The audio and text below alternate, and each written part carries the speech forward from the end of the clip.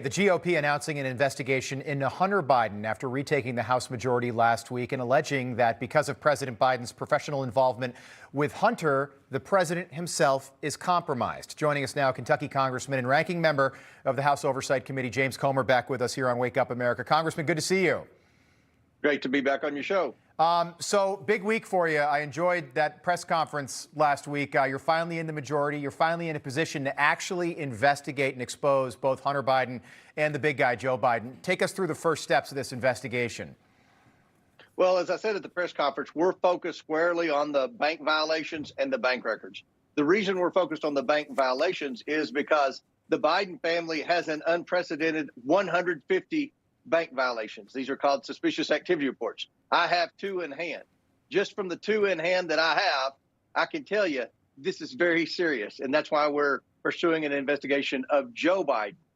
Secondly, if you look at the emails and text messages that Hunter sends to various people, he's complaining about having to keep his father up. He says he pays his father's living expenses. Now, let's think about this. Hunter Biden's only source of income were from China and Russia, our adversaries. So he's taking money from China and Russia for influence peddling. There's no other way to put it. Yeah. And then he's, according to himself in his text messages and emails, he's then turning around and paying his father's living expenses. That's why we want the bank records. So we're looking at the bank records and the bank violations.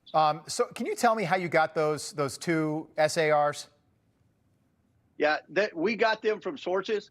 Now they're on the internet. So we could put as much on there as our counsel would let us.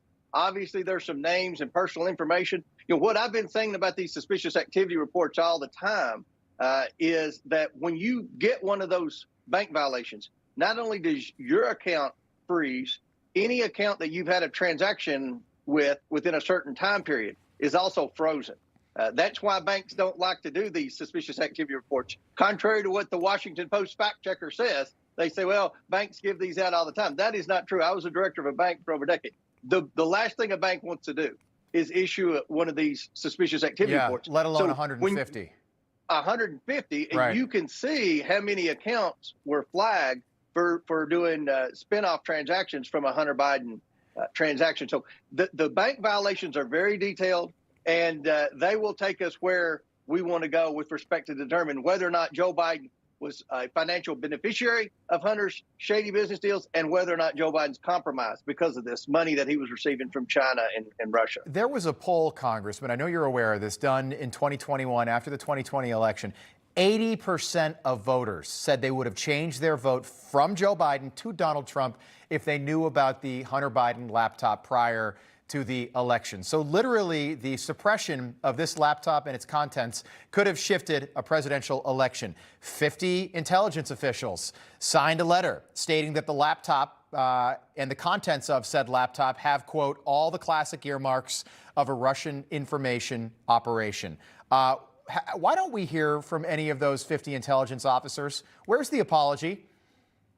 Yeah, there has been no apology.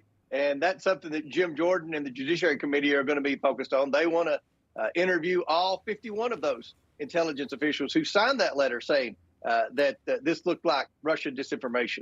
Look, we're focused on these bank records because we have more than enough evidence based on Hunter's own text messages, emails, as well as a couple of whistleblowers who were former business associates of Hunter Biden to know that Joe Biden was receiving indirect benefit from the adversaries in Russia and China. Remember, when you say, what is Hunter's primary business? His primary business, to me, looks like influence peddling. Yeah. So this is a very serious investigation. And you look about the media, they reported for 2 years on the Steele dossier. They've reported on so many things that weren't true, that the laptop was disinformation. Right. Now that we know the dossier was false and the laptop was real, you know, all they've done is criticize this investigation like, well, this is a waste of time. This is a waste of time. I think the media looks bad because of how they reported on this in the past, and they want us to fail. Okay. Yeah. And it's about reform at the FBI, not rank and file FBI agents, but at the very top levels. The FBI has played too big a role in our most recent elections at all levels, and that's a problem. No doubt. Congressman, we'll do it again soon. Thank you.